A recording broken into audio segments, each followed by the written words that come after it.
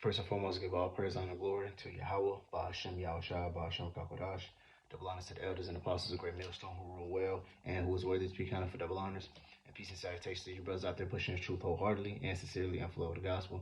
It's a brother Gabar from the Indiana camp. Come back to you with another sit down to basically talk about the Feast of Hanukkah or the Feast of Dedications, which we're in right now. Actually, to be honest, Slaki, I should say Shabbat Shalom, because we are also in a Sabbath today, being Sunday, Sunday at evening, which is November 12th. So we are in a Sabbath today, a high Sabbath actually. But yeah, this video is going to be more so about basically talking about the Feast of Dedication, or AKA the Feast of Hanukkah. All right. And just basically touching on little tidbits on why do we celebrate it, and what's that feast day all about. All right, because once you read in Leviticus, I believe the 23rd chapter, basically it goes into the high holy days that we keep. The Feast of Dedications isn't mentioned there. That doesn't come until later. All right, when you get into the Apocrypha, and it talks about in the Book of Maccabees. But without further ado, I'm gonna just bring this right out. This can be the opening scripture. This is St. John chapter 10 and verse 22.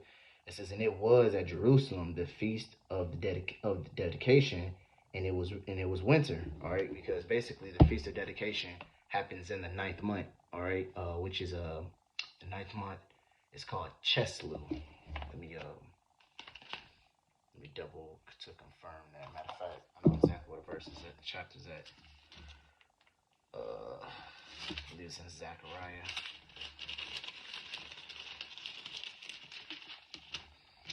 Zechariah, is it 1 and 7?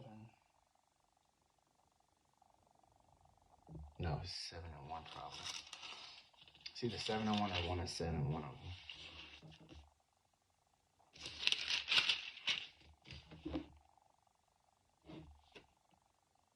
Yeah, here it is. This is Zechariah chapter 7 and verse 1. It said, "And it came to pass in the 4th year of King Darius that the word came." This is that the word of the Lord came unto Zechariah in the 4th day of the 9th month, even in Chislu. Right. So yeah, the ninth month is pronounced Chislu.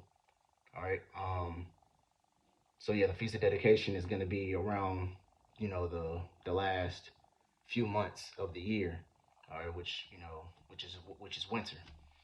Okay. It's like it just mind went blank for a minute. Yeah. So get into the Feast of Dedication.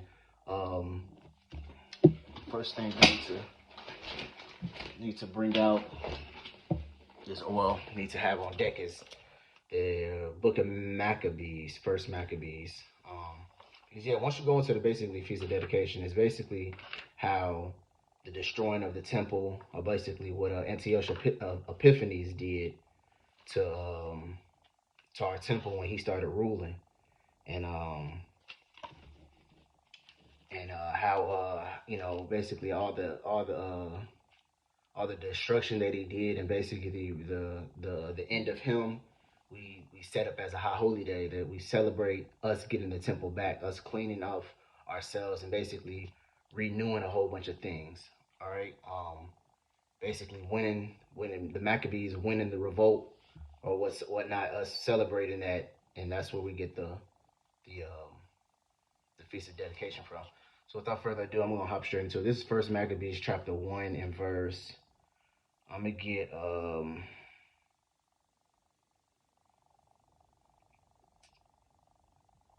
get verse 52. It says, "Then many of the people were gathered unto them to wit, everyone that foretook the law, and so that they committed evils in the land, and drove the Israelites unto secret places, even where so they could have fled in Succour." It says, "Now the 15th day of the 9th of the month Chislu," which we already understand that's the 9th month. It says, "In the 140 and and 15th year, they set up the abomination of desolation upon the altar and built altar, altars throughout the city of Judea on every side. Right. So as you see, that it was and if you read more into the Book of Maccabees, if you actually go and read the Book of Maccabees, the first chapter, so forth and so forth, you'll see that they made it almost basically how they had it back in slavery, where if they caught you reading the scriptures or obeying a law or circumcising your children and doing so, or basically keeping the customs that we normally kept as Israelites, you would be put to death. You would actually be killed. That's how you know that these Greeks, because these are Greeks doing this. That's how you know these Greeks was the same people back in basically slavery times. Because what if Jake was caught reading, he'll get his hands cut off. But what if Jake was caught reading the Bible, he'll get put to death. See, it's the same spirit. You see that same spirit coming back, and now you see that same spirit recycled through Esau's kingdom. He did it. Well, what he did it when he was the Greeks. He did it when we was in slavery. So it's that same recycle coming back again. All right. Verse 55. It says and burnt incense at the door of their houses and in the streets. And when they had rent in pieces the books of the law which they found, they burnt them with fire. See, so they're taking our scriptures and basically burning them and trying to get rid of it. It says and whereso was found which any book for the testaments, like, let me read that over. It says and wheresoever was found with any the book of testament of any consent to the law, the king commanded was that they should be put to death. See, so if anybody was found with a book or a Bible, they'll be committed to put to death. It says, thus did they by their authority unto the Israelites every month, to as were found in the city. Now the 5 and 20th day of the month they did sacrifice unto idols upon the idols altar, which was upon the altar of God. It says, at which time according to the commandment they put to death certain women that had caused their children to be circumcised, and had hung the infants about their necks, and rifled their houses, and slew them that had circumcised them. See, so they were going around killing our women, because our women was still keeping the customs of our law, which was circumcising the man child after the 8th day.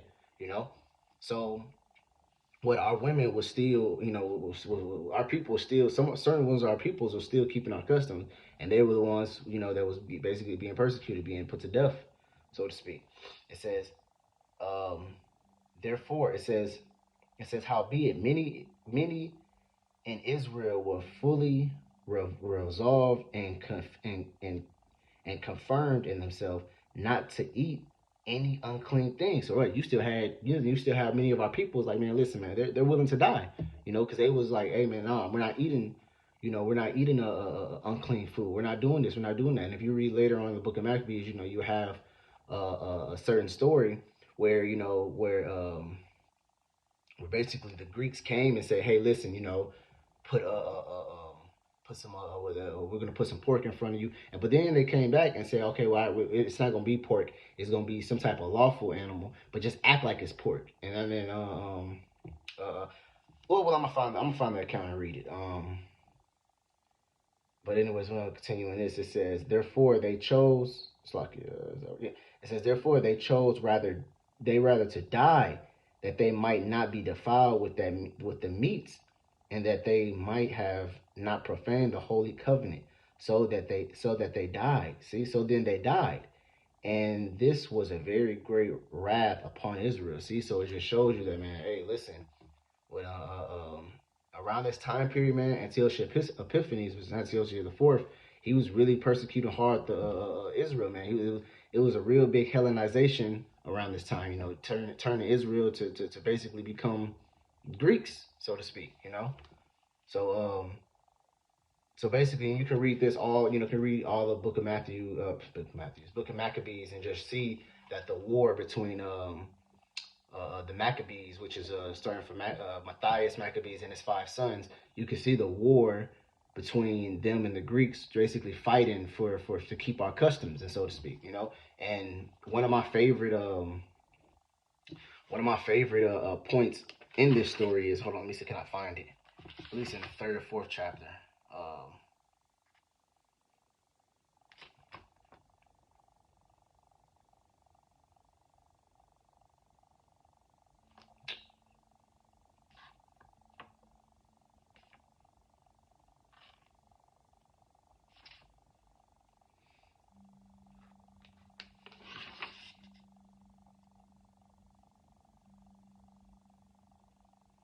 Let me see, can I find it?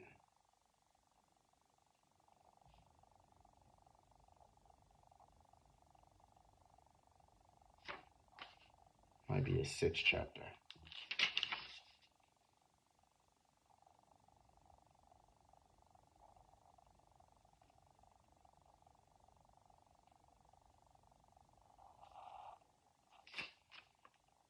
This is one of my, just to show you the determination.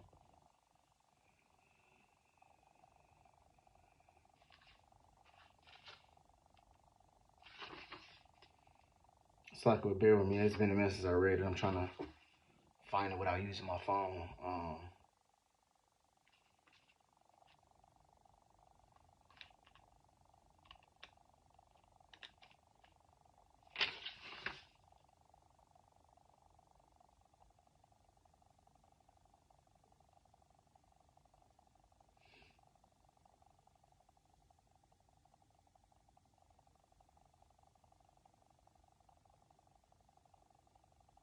I think I found it.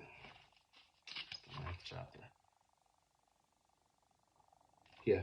So this is just to show you the determination that the Maccabees family had when it comes to fighting for what's right, and fighting what they believed in. All right. This is First Maccabees chapter 9 and verse 6. It says, I'm gonna start from 5. It says, now Judas had pitched his tent at Eleazar, and there 3,000 chosen men with him, who seeing the multitude of the other armies to be so great, every were so afraid. It says, whereupon many converted themselves out of the host, in so much as they were abode of them no more but 800 men. So just imagine you having 3,000. Did you say 3,000? Yeah, it says you imagine you having 3,000 men, and over half of those basically escaped and left, and now you're only down to 800 men. And it says when Judas therefore saw that his host split away, and that the battle pressed upon him, he was sore troubled in the mind, and much distressed, for that he had no time to gather them together, right? So he didn't have enough time to retreat, go back, grab some more men and come back to fight. It says, nevertheless, unto them that remained, he said, let us arise and go up against our enemy, if peradventure we may be able to fight with them. But they disordered him, saying, we shall never be able. Let us now rather save our lives, and hereafter we will return and with our brethren and fight again against them, for we have but few. Then Judas said, God forbid that I should do this thing. It says, and flee away from them.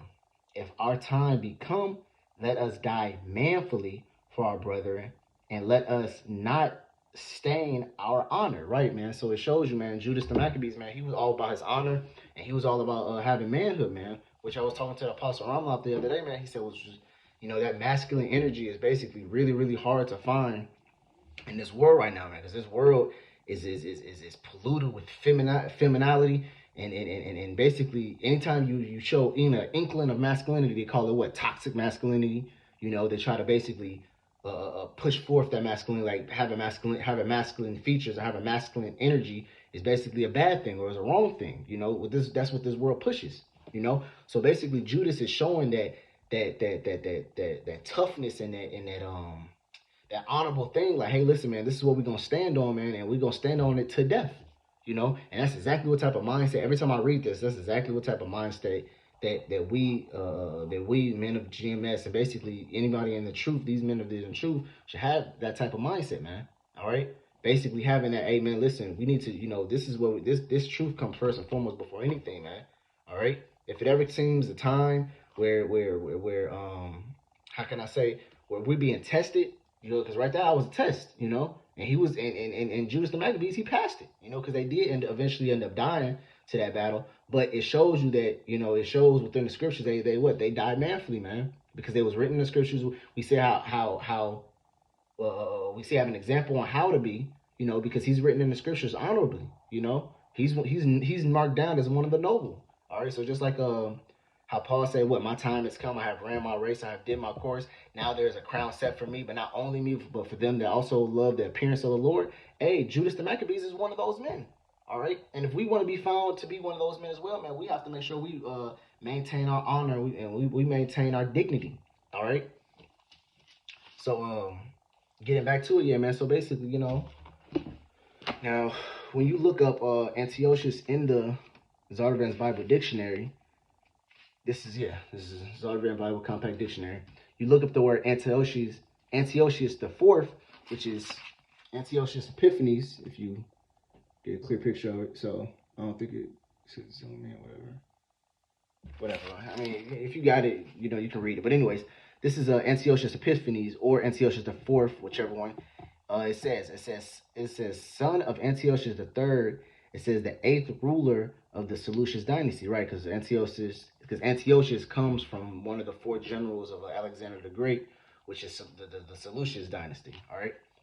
It says in his attempt to Hellenize the Jews, he had a pig sacrifice on the altar in Jerusalem, forbidding circumcision and destroying all the Old Testament books he could find. It says these outraged involved him in the Maccabean War, in which the Syrians' armies was repeatedly defeated by the brilliant Judas Maccabees. See, man, so it shows you that what Antiochus, he basically was going back and forth with with the Maccabean family, man. And it says, which is you know, I love it. I love reading every single time. It says which was repeatedly defeated by the brilliance of Judas Maccabees, right, man? So because if you read in the if you read in the Maccabees, man, them first 9 chapters, man, Maccabees, Judas was really, you know, messing Antiochus up, man.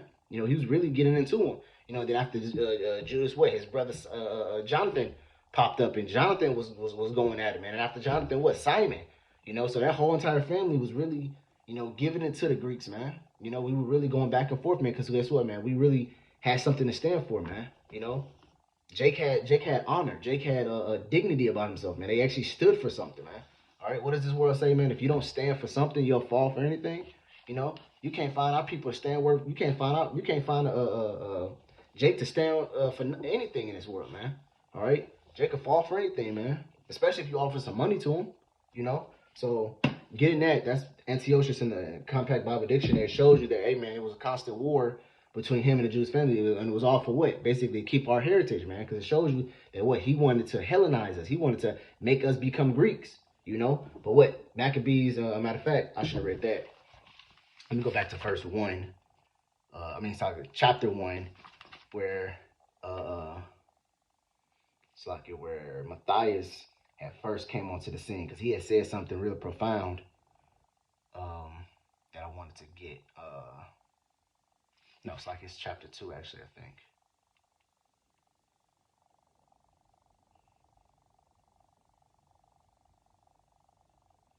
Let me see.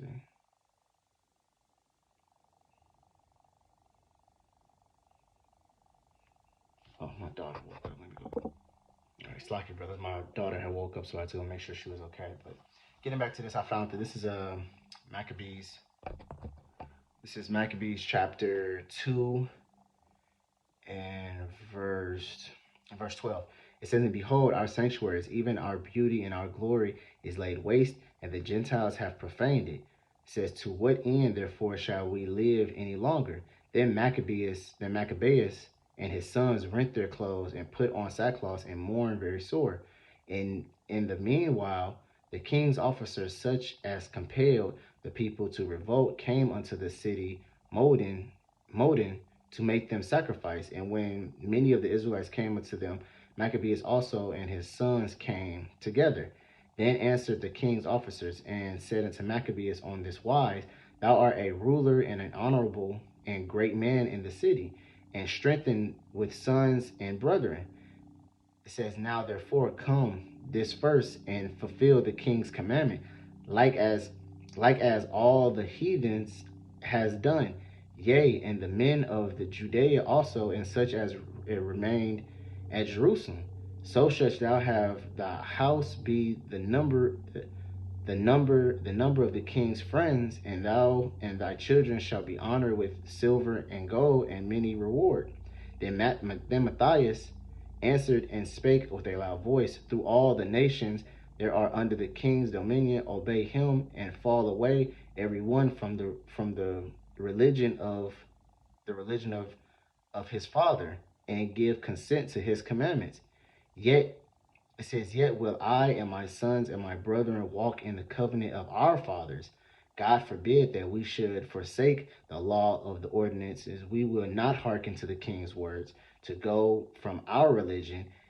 It says, either on the right side, or either on the right hand or the left.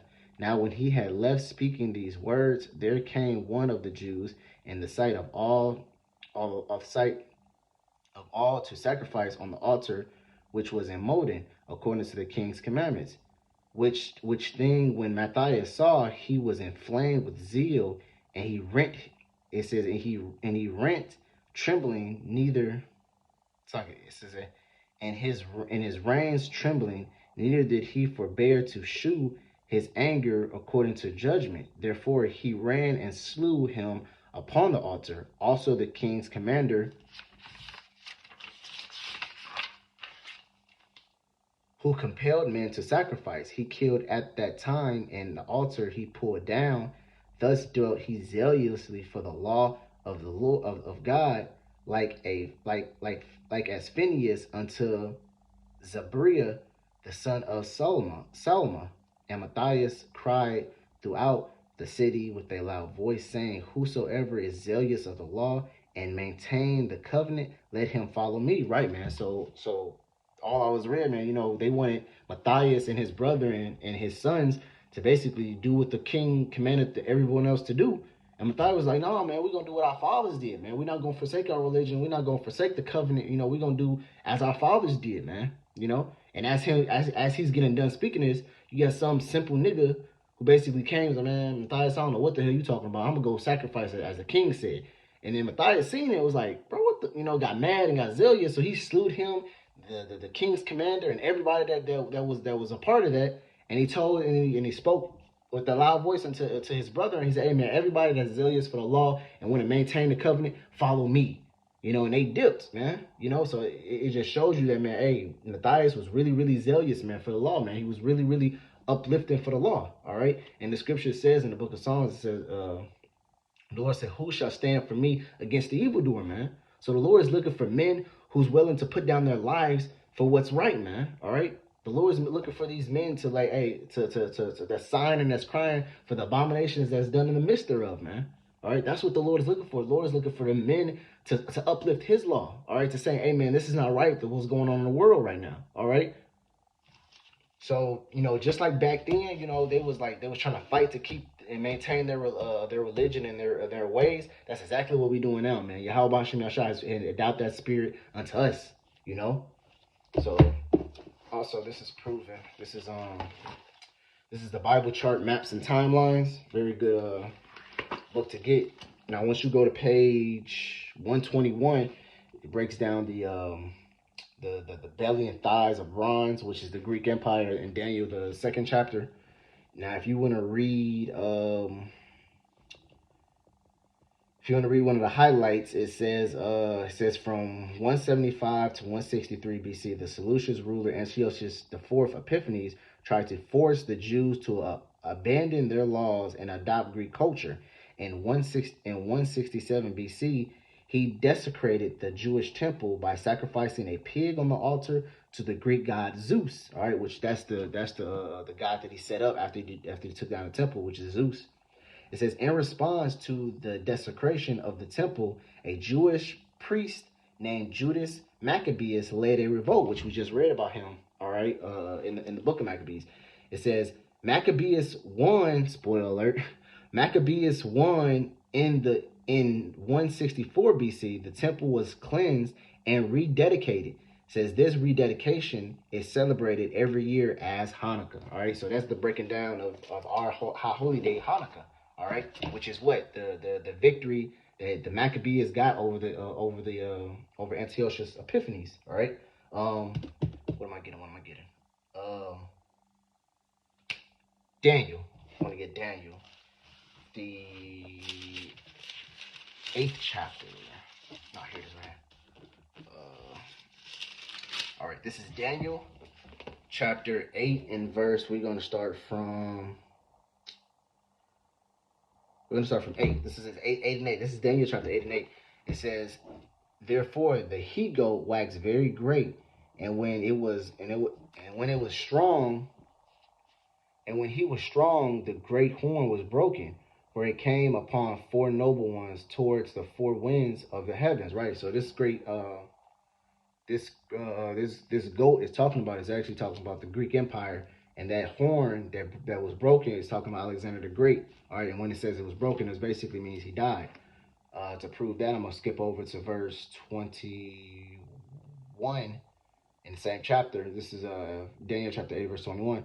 It says, "And the rough goat is the king of Grecia, all right, which is the Greek Empire."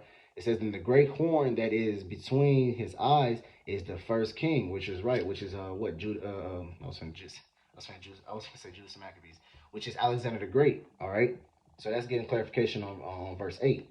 It says, and it says, and the great horn was broken, which means what? He died, because I think Alexander the Great only lasted for like 12 years. I mean, he only lasted for 12 years. When he conquered, he only lasted after that for 12 years, and he ended up dying. It says, and from it came 4 noble ones towards the 4 winds of heaven, which was what? His 4 generals that came, uprose, and spread his kingdom. All right. And Antiochus Epiphanes coming from one of his 4 generals, which is we already proved it was the Seleucus. All right. Verse 9, it says, and out of one of them came forth a little horn, which waxed exceedingly great, which is what? Talking about Antiochus Epiphanes. All right. It says, towards the south and towards the east and towards the peasant and the pleasant land, and it was waxed great even to the host of heaven, and it cast down some of the host and of the stars to the ground, and trampled upon them. Right, and who's the stars of the ground? It's talking about what? Israel. All right. It says, verse 11. It says, yea, he magnified himself even to the priest, to the prince of the host. And by him the daily sacrifice was taken away, and the place of his sanctuary was cast down. See, so it's going into how he basically is destroying the temple and destroying our way of life. All right, verse 12, it says, and the host was given him against the daily sacrifice by reasonable of transgression, and it cast down the truth to the ground, and practiced and it was practiced and prospered and prospected. Says, then I heard one saint speaking, and another saint said unto that certain saint which spake, how long shall be the vision concerning the daily sacrifice and the transgression of the desolation, to give both the sanctuary of the host to be trodden under foot? Verse 14, it says, and he said unto me, unto 2,300 days, when shall the sanctuary be cleansed? All right, so, and we're about to read when that sanctuary is being cleansed right now. All right, so this is going to be, this is going to be 2nd Maccabees, chapter 10. So now we're going to be reading about the sanctuary being cleansed, about basically when Antiochus Epiphanes got put down. All right, which is, hold on, let's just go into it. This is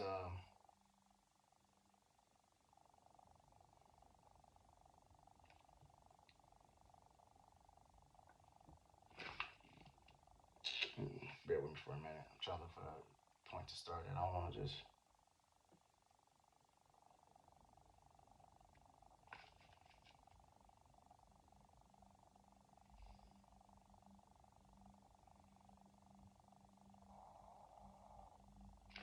Okay. We're gonna read.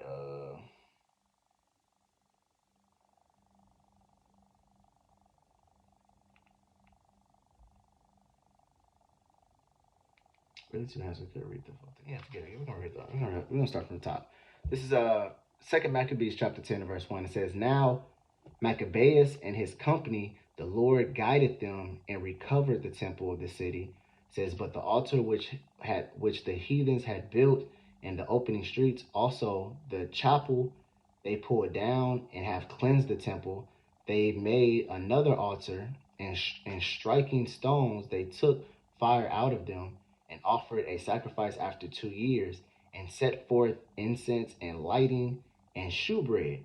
When was says when that was done, they fell flat down and besought the Lord that they might come no more unto such trouble. But if they sinned any more against him, that he himself would chastise them with mercy, and that they might not be delivered unto the blasphemous and the barbarous nation."